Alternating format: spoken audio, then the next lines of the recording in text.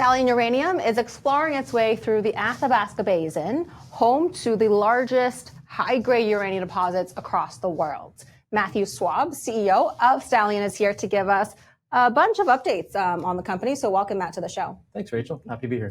So before we get started, let's talk about your team, the history that you guys bring to Stallion throughout Athabasca. Absolutely. I've said it before. I can't be happier with the team that we have. It's pretty small. It's just myself, my VP Exploration, my head of IR, and of course our corporate backing in Vancouver. But between myself and my VP Exploration, Derisking, we started our careers in the Athabasca Basin. Within a 10-year span, we were part of 3 high-grade discoveries, including Arrow, which is NextGen's flagship deposit, Spitfire, and Gemini, which was just sold by 92 Energy to Atha Energy. And we just love what we do. So we've got the backing from our head of IR, Knox Henderson, who's got 25 years in capital markets, raising money and supporting companies just like ours to keep moving forward in a positive direction. And we're really just excited to do the same thing over again. Well, talk to us about the JV under with Atha Energy as well. How does that arrangement work? So we got a large land package, or about half of our land package, through the JV with Atha Energy. We're 70% holders, they're 30% holders, and that's actually where our primary and flagship target sits right now, the Coyote Target. Besides that, we've got 1,700 square kilometers currently of ground in the southwestern Athabasca Basin. We're really optimistic about it because it's very, very underexplored. If you were to take that same land package, put it on the eastern side or the northern side of the basin, there'd probably be 10 to 15,000 drill holes on it. We've got 3. And again, it'd probably have between 500 million to 1.5 billion pounds of uranium if it was explored the same way. So very green fields, but a lot of upside potential on the property that we have.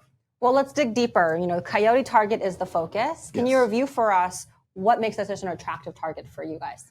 So one of the primary directives when I came on as CEO, because I am a geologist by education, was to go through every square kilometer of ground that we have in our land package with my VP Exploration and reevaluate. So we got rid of the deep stuff because it just doesn't make sense to drill a kilometer to the unconformity at this point in our company. We focused on shallower targets, and then we started going through all the geophysical work that's been done. And we go through a 14-step ranking criteria. So it's actually quite stringent, quite scientific. But there are really 4 things that we focus on at the end of the day, which makes a textbook uranium target in the Athabasca Basin. The first one being lithology. So we want to make sure that we have the right lithological contrast between metasediments and igneous intrusives. Then we look for conductive signatures. We want to have a graphitic and sulfidic pathway that really produces or provides the reducing environment needed for the precipitation of uranium. After that, we want a structural complexity involved in the situation so that it opens up the void space and gives room for that precipitation of uranium, gets the fluids moving and gives opportunity for that. And then the fourth thing that we look for is alteration signature. And at this depth, what we use is a gravity signature or gravity survey. And what we're looking at Coyote is honestly the biggest and most intense gravity anomaly I've ever seen in the Athabasca Basin before. And given your history there, that says a lot, right? Over 10 years? Absolutely, there? Yeah. So we've spent a lot of time in our career in the Athabasca Basin. And again, within 10 years, we made 3 high-grade discoveries. So we have the backing. I actually don't think there's another 2-person team in the basin that can say they've made 3 discoveries in 10 years. So, well, can you tell us about what's next for Coyote? I mean, if you're so confident in that this is where you want to focus on, what other catalysts are coming up this year that could make us think, okay, this might be a good time to buy? Well, we're still going to be releasing some news from geophysical surveys that were done in the start of this year. Slowly moving those out over the next month and a half, I would say. Continually de-risking the target, adding confidence, layers of targeting data as we move forward to drilling potentially. We're aiming for Q1 of 2026. We'd really like to be out there, honestly, building ice roads, getting the camp ready in November, December of this year. So we're going to be moving forward pretty aggressively, and we're excited to do it. My last question to you before you go is what sets Stallion apart from industry peers? I mean, uranium is a hot metal, but at the same time, there's a ton of companies out there we could be looking at. So why Absolutely. Stallion? Why now? Honestly, a lot of the other companies out there, they're picking up the scraps from Cameco, Orano, everywhere else, trying to put together pieces of their land package. As I said previously in the interview here, our land package is underexplored. 3 drill holes in 1,700 square kilometers. There's a lot of room for upside potential. There's a lot of room for discovery. And we've done this before. So as long as we follow the same path and we do the same thing all over again, I think that our shareholders have a lot to be excited about. So basically your experience blazes the way.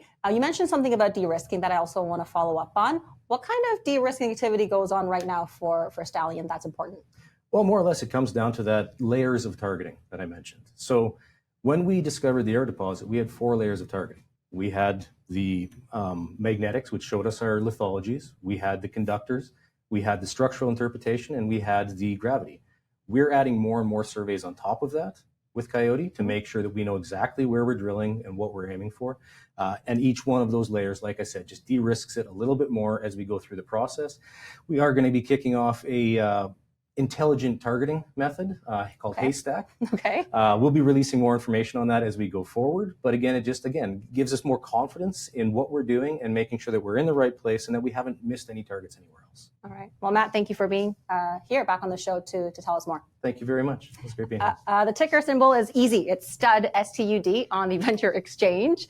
Make sure to go to CEO.CA as well to see what other people might be saying about the company. Thanks for watching.